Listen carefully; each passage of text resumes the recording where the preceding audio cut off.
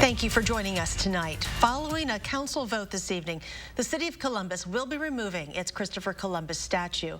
Madeline O'Neill has been following this story and joins us live with the latest. Maddie? Well, here tonight, the Common Council voted to remove the statue that currently sits on Highway 16 leaving the city.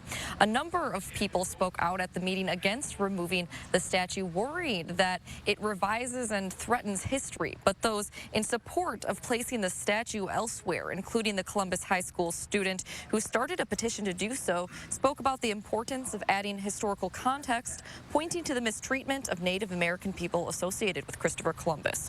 While supporters of removal wanted quick action, another Columbus resident who started a counter petition to protect the statue asked for more time. This is a political decision in the middle of a heated election year. I would kindly ask and suggest you set up a study group and table it for a year or two until it can be thoughtfully dealt with on a time. Do not take this down under the threat of mob action.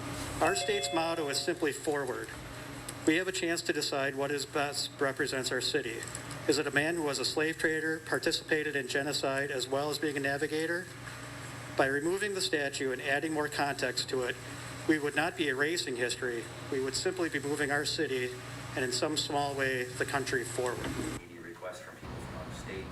Columbus's mayor says this issue is one of the most contentious in recent years, and alders say they've received plenty of feedback with both sides represented fairly equally.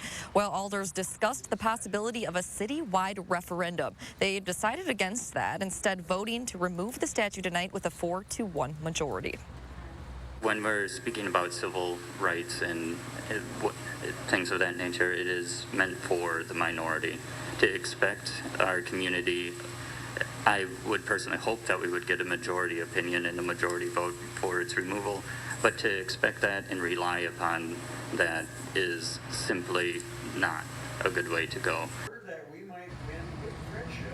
A man from the local Knights of Columbus chapter said while he wanted the statue to stay where it is, he'd like the group to be caretakers of the statue while the council decides what to do with it. Now, the city does own the statue itself, but the land it sits on is state-owned, so city leaders say they wouldn't be able to replace the statue. So next up is figuring out a permanent place for the Christopher Columbus statue. Madeline O'Neill reporting tonight. Maddie, thank you.